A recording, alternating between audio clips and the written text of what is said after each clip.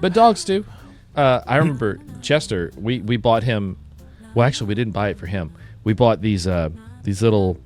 Actually, my parents bought them, but they were these little vinyl little house things, and you could like twist them. They had like I don't know how to describe it. They had like wires on the edges, and you can grab the corners and twist it, and they'd fold in on themselves. Okay. And kind of coil up into like a little circle, and then you could put a little strap around them, and they'd stay closed like that. But you'd pull the strap off and just throw it on the ground. They'd pop open and then land as a little house on the ground. Oh, okay. So kind of like those floaties that you can roll up into a circle. Yeah, kind of like that. Okay. But she got some of those, and like there was like two of them, and they had like a little connecting passage you can connect them together with. And she got those for the puppies. The first time we had a litter of puppies, it would give them a little place to go and be away from everything, and then they can come out and play and then go back in there. Well, they outgrew them eventually, and then Chester was like, maybe Chester can use it as a bed or something. So we put it out, and he just had a ball with them, but he would never go inside. He just grabbed them and run around the house with them in his mouth. Okay. It was funny. Anyway, sorry. I actually, before we got a cat tower, or maybe even we may have had a cat tower, but I made them a cardboard like castle, and I want to say it was like 3 or 4 boxes stacked on top of each other, and I had made holes through some of them to go into others, and also like exits on the different levels. And Junebug would get in there and wreak havoc on the other cats.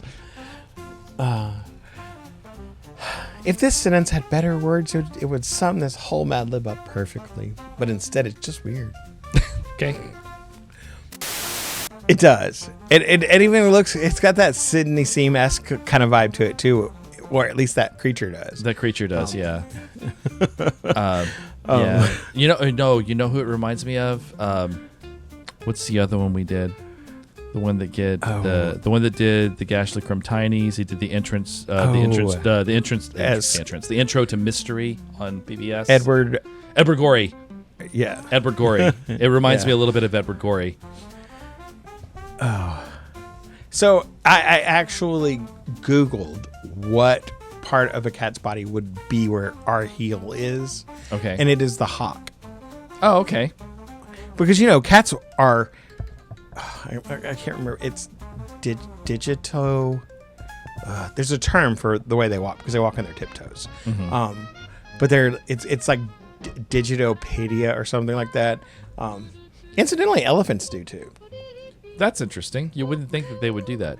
Stipito walking is usually for stealth type creatures. Well, we were watching a one of those YouTube videos. It's like crazy things that you wouldn't expect or whatever. And they did a cross section of an elephant's foot, and the part where their toenails are is the tip of their toe, and then their heel is like kind of up where maybe our mid calf for us, and all of that below that, all that flat stuff is just like fat or tissue though.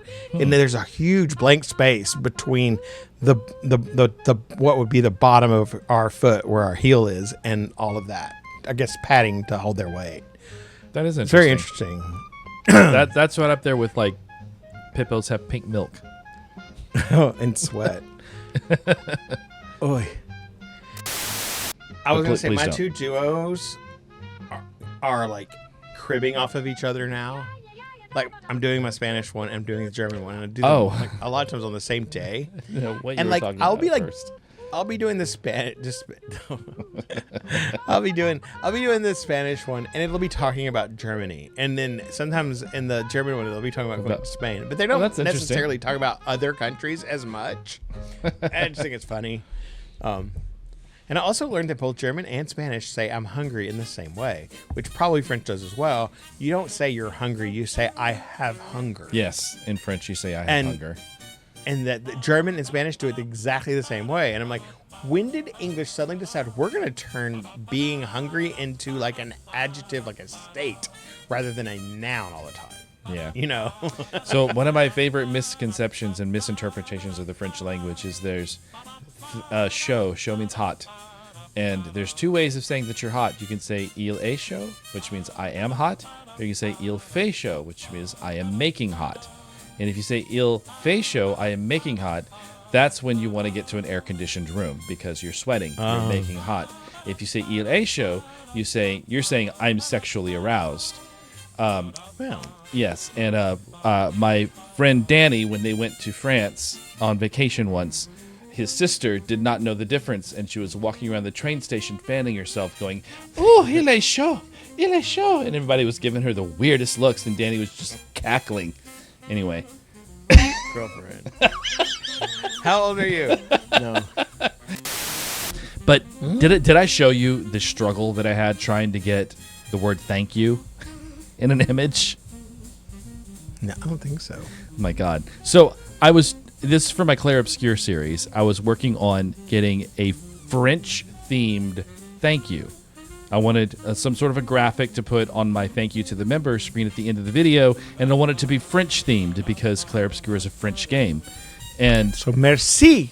Well, that's what I ended up putting. I ended up just putting merci with a pretty font and decorated it because I could not get it to give me anything. First, it said, give me a French-themed quote thank you quote against a black background, and it gave me an image with the word French. So it's like, no. I want the word thank you. The theme is French. Oh, French you is the next thing it gave me. So it's like, no, the word thank you themed French. Yeah, French you is a totally different thing. Phrase. So the next thing it gave me is French thank you. I was like, okay, we're getting there. We're getting there. I would have totally put that. French thank you. Merci.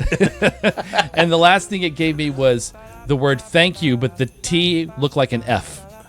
So it's like, I give up. Thank you. I just put merci. It did give me one that I really liked. It was thank you written in white chalk with red, white, and blue chalk behind it. It's kind of scribbled in the shape of the French flag.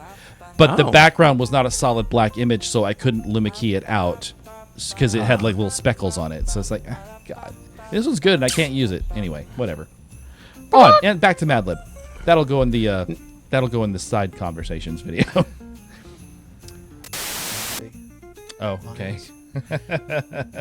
I mean, some of them, it was just needed to be respelled, like fuchsia. It's fuchsia.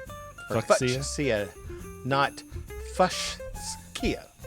Or whatever. Fuchsia. Fuchsia. Also known as the anti-Sia fan club. Fuchsia. Futcher. They won't say, they're too nice to say fucks. They would say fook. They say fuchsia. Fook. Foker. All right. Here we go. We like Sia, by the way. Oh, I like. I've done things like that where I've gotten my head stuck in places. Like one time I got my head stuck in a staircase railing. Oh God. My parents, when I was a kid, my parents had built this, and my dad loved to do this kind of stuff, but he built this entire furniture set in my parents' bedroom. So we lived in a trailer, so we didn't have a lot of space.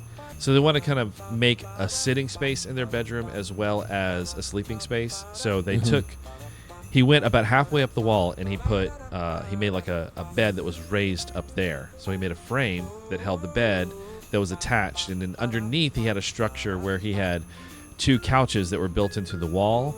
And they could put a little round coffee table in front of that. So they had a little seating area underneath their bed.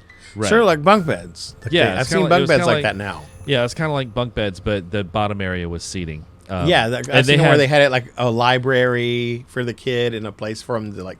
Like stuff like that. Yeah, my dad loved to do stuff like that. But they had it set up to where you could open up the couches, you could lift up the seats of the couches, and there was storage underneath.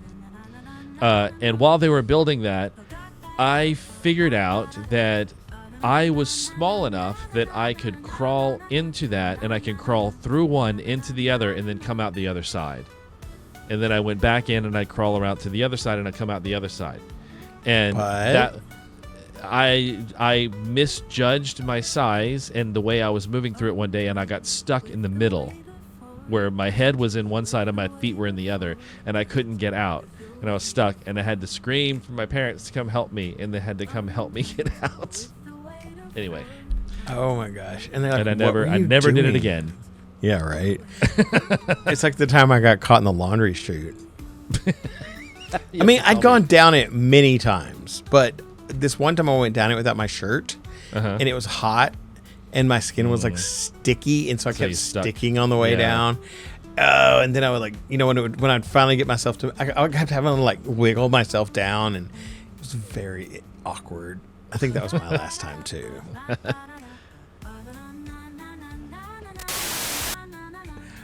I like that it looks kind of this. It's also got this retro futuristic feel to it.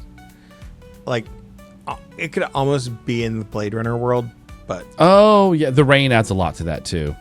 Yeah, because it's always raining. It's high noon because it's always dark there. So this is the closest to daylight they get. Oh, speaking of, dude, if you ever want to go down a weird rabbit hole, look up Kowloon. Oh, the Kowloon Walled City? Yes. Oh, I know all about that. That's a crazy rabbit hole to go down and read all about.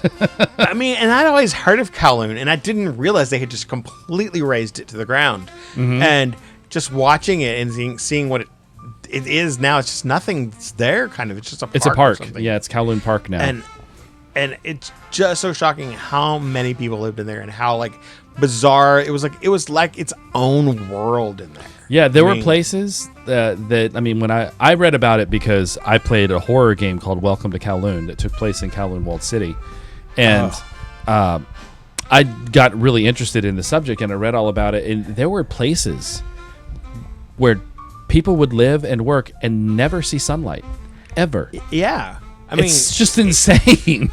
And even like because everything overhung, like the light might make it down to the lower parts, like only at high noon, because it was almost like it's like a canyon with narrow walls and the thing was when I was watching it and they were talking about one of the main reasons why they decided to destroy it was also because if a fire were to happen in that place, everyone would die. Yeah. I mean, hardly anyone would be able to escape. I mean, if you lived on the upper floors, maybe you could try to jump out on the sides outside, but then you might break your body. Then, I mean, there's no system of government. There's no system of police or anything like that. The entire city was run by gangs.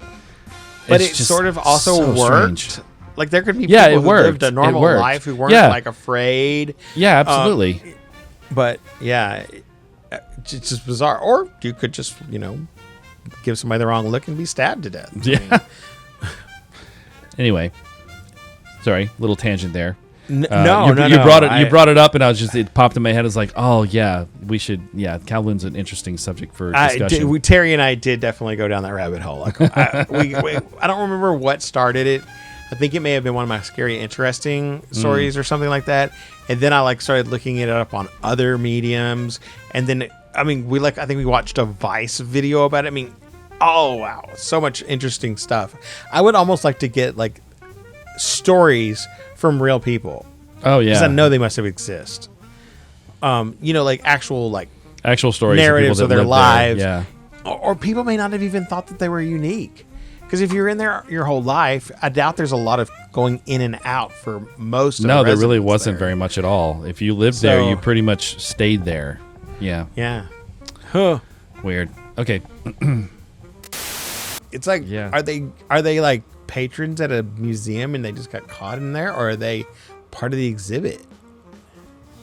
Yeah, I don't know. I don't want to think about it, but what caught my eye was the weird facial expression and the twisty kebab dog. And I got so many dogs. I don't know why. The weird thing about this is I'll give a shout out to one of my new favorite podcasts, Obituary. And that's Obituary. And Madison was doing a 2-part story about poisons and food additives and all the things that we put into our food, or poisonous things that we used, not realizing how dangerous they were for us. Right. And she got to strychnine, and it's very poisonous. I mean, it's and like. And at one point, it was one of the early Olympics, like during the marathon, these trainers were giving their athlete as like a performance enhancing drug, strychnine mixed with egg whites. What? Yeah. Like Oh my that was God. supposed to help him. And like they Just said, like during the slowly race, poisoning him to death. yeah, he got like gray and he could barely walk. And so then they gave him some more along with some brandy, because why not? Hopefully the alcohol would like counteract it a little bit. But then as she was talking about strychnine, she was talking about when you get too much of it and, it starts to kill you, your mouth kind of forms up into this rictus like that. Almost weird. like this jokerish smile that like your muscles contract and pull you up like that. And you like stop breathing. And so like seeing that just immediately made me think of strychnine face. And I'm like, Oh my God. ugh. All right. Well, let's move on from this nightmare fuel that you've turned it out to be. I thought it was funny. Now you made it all scary. Sorry. All right. And it's not even Halloween. Right? Oink, oink. Hopefully they made All them funny. I've tried this half of the season. I've really tried to be interesting with my word choices. Yeah, and sometimes I do the similar because I've probably given you a few words that you haven't seen before or maybe in that context. And I also like tried to think of things that would give visual, like dazzling. Yeah. Last time. You know what I mean? So. And then like verbs like drop even isn't something we normally use. Yeah, it's We not always a think about normal action. Yeah, and So- drop is much more of a, I don't know, it's a verb you don't think of very often, Yeah. Especially as far as when you're like doing Mad Libs. Yeah. You drop And of things course- all the time. And of course, we can't use the types of words that we would normally use when we do Mad Libs together because we have to keep our show a little. And MidJourney wouldn't like it A little. anyway. And MidJourney wouldn't like it anyway, but I also like to keep the show somewhat family friendly. I mean, and sometimes we're not talking about like risque, but just sometimes it might be just gross. Yeah, it just comes there's out like gross or certain risque. words like belly button. Yeah. MidJourney doesn't like belly button. Well, Swimsuit doesn't always work. there's also a word that we really love to use when it comes to body parts. We love to use the word butthole because that is always funny as a body part, but MidJourney won't let us do that. And also, it's not very family friendly. But if you guys would like to see, I mean, what? No. if you guys would like to see some more adult-oriented Mad Libs, we do plan on doing just a show where we play Mad Libs with each other, and we play them the way we normally play them, so you can see how it normally is. But that's coming sometime in the future, probably in between seasons. Wait. I can't wait for that. So what you got for us? Well, it's a very interesting picture, though. I can imagine this being in some of the books that I had when I was a kid. I remember this one book I had about this town that was under a lake. Like it was a reservoir. Mm-hmm. And all the people had just decided that they weren't going to move. So they just stayed there and they learned how to breathe underwater. That's weird. But remember, If anybody knows what that story or book is, tell us in the yeah, let us know in the I remember comments. the pictures. I remember the story. Oh, Now I can almost remember the book it was in. I remember one. Tell me if you remember this one. It was these 7 brothers. I think it was 7 brothers.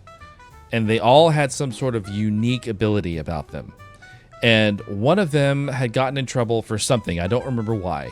But he was going to be executed. And every day his execution... Oh, I remember why. Because one of the brothers could take the entire sea in his mouth. So he could swallow the entire... He couldn't swallow it. He could hold the entire sea in his mouth. But he couldn't hold it for long. He had to spit it back out.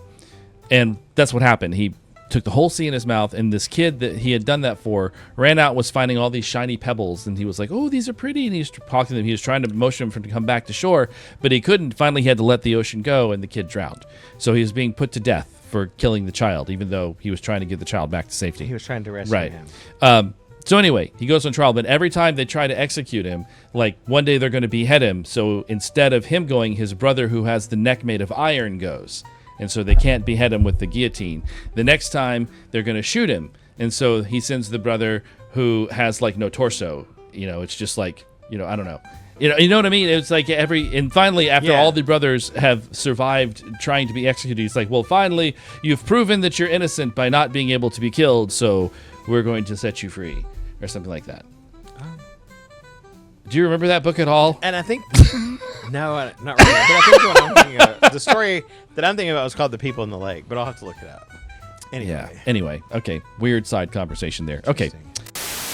Yes, when Zuby was probably not even a year old, I had made a lasagna, and I don't think I made it because I don't think I've actually made lasagna in this house. I have actually made real lasagna before by laying out the bed of noodles and everything, but this was game night, and it was probably one of the ones from HEB or Kroger that you just put in the oven and make a big lasagna for everybody. But the cat went on the counter, pulled up an entire noodle, and we're talking like Full. inch and a half thick, like 4 or 5 inches noodle. long noodle. Big noodle. Grabs it, and we try to get it from him, and he beelines to the back of the house, under the bed, and got in the middle of under the bed, so nobody could reach him or it, and he ate that entire noodle. And I'm like Weird cat. Like what's that? Like he's never behaved like that before that, and he's never behaved like that since. Oh, he does now. Now he's now? bold. He'll just come right up and take something off your plate if you don't. He's gotten old now, so